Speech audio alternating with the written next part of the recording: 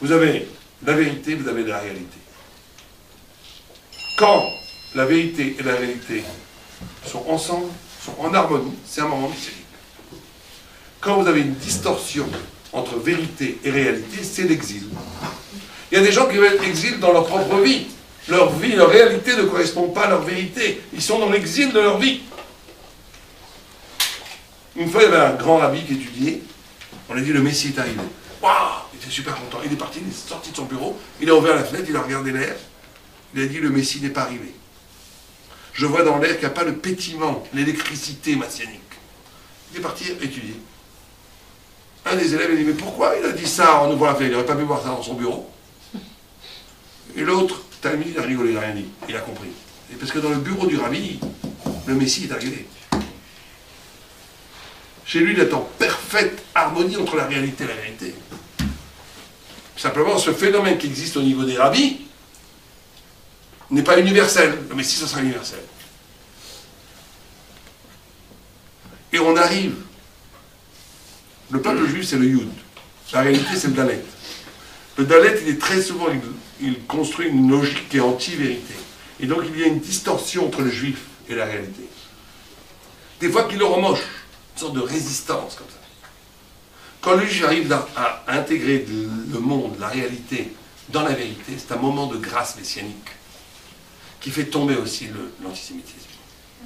C'est la beauté du juif. Une fois, j'étais à Paris, il y a 30 ans, un très grand rabbin d'Israël est venu me voir, et on a pris le métro. Et en plein milieu du métro, c'est un homme fantastiquement bon, fantastiquement, il avait une lumière incroyable. Il a ouvert la Gemara, moi je savais plus où me mettre, tout le monde nous regardait, il a ouvert la Gemara. Il commençait bien à étudier, on a commencé à étudier pile, poule, Tosfot et tout, magnifique.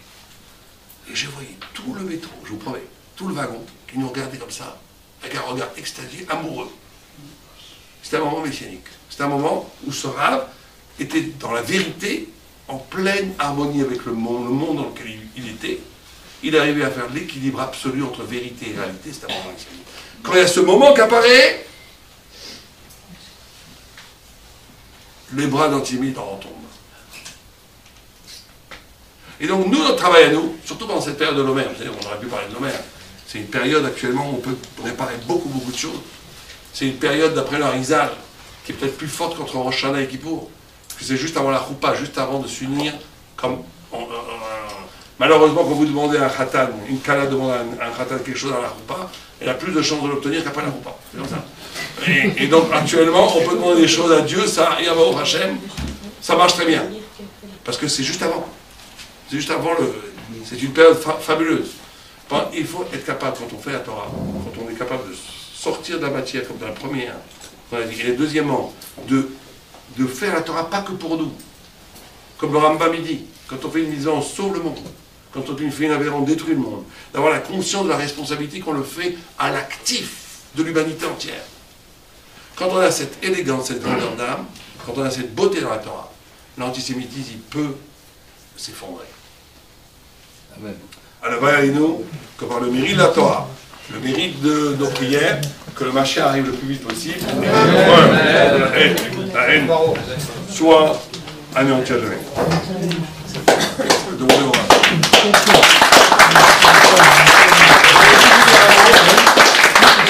Celui qui veut regarder ce que l'on fait en Israël, c'est là. Vous pouvez prendre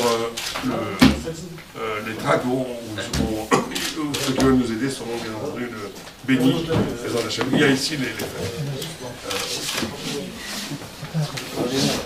Ah, on a fait Marie. Non, pas encore.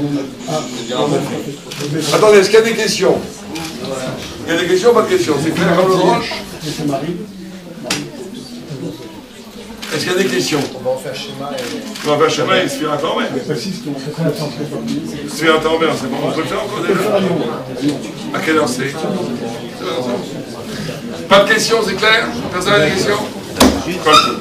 Alors, messieurs, dames, s'il vous plaît, avec la permission du Rav, des Rav, donc Hachem, on a la chance d'avoir des Ravanim qui nous ont rejoints. Le Rav officiel de Torah Perron, j'ai nommé mon ami Élie Zekri. Kola Kavod au Rav David Cohen Sedek qui nous a invités, reçus, toujours les bras ouverts. Et voilà, on est venu faire Torah Apéro chez le Rav. Et on est très content de vous avoir rejoint. Je voulais également remercier Madame El Haddad, je ne sais pas si elle est là aussi.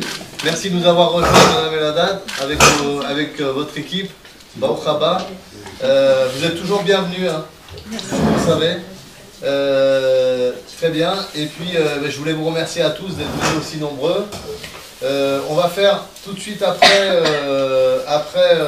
le conte du Homer, Bezrat Hashem, on va faire une Seouda qui sera l'apéro de Torah apéro. Voilà. Et donc, on vous demandera bien sûr de cette Seouda, c'est pour faire des brachot sur ce que vous allez manger, ce que vous allez boire. Et c'est pour la refoua chez les mains de ma maman, Adassa Saouda Batsara. Voilà. Amen, amen. Donc, voilà. Préciser que ceux qui ne font pas de bracha, Dieu préserve, transforment la kedusha, comme ça, on va parler la kedusha, la sainteté, en impureté. Et ils transforment le shefa, l'abondance divine, Dieu préserve, de bénédiction à malédiction. Donc essayez vraiment au moins de faire des brachot, un moment surtout dans les synagogues, c'est très très important. Voilà. La semaine prochaine, comme chaque semaine, vous recevrez le message pour... la semaine prochaine, on rejoindra le quartier général de Torah Apéro. On essaye des fois de sortir un peu à l'extérieur, d'aller dans les choules. Et puis de temps en temps, on revient aux sources, comme ça recharge un petit peu. Donc on reviendra au quartier général chez ELB, donc 45 rue Francis de Pressensé. S'il y a des personnes parmi vous qui souhaitent recevoir les textos, qui ne les reçoivent pas encore, les messages, laissez-nous votre numéro de portable et on se fera un plaisir de vous envoyer les messages d'invitation. Et puis bien sûr, vous pouvez nous retrouver sur Facebook, sur Torah Apéro France. Vous avez tous les messages qui sont là à votre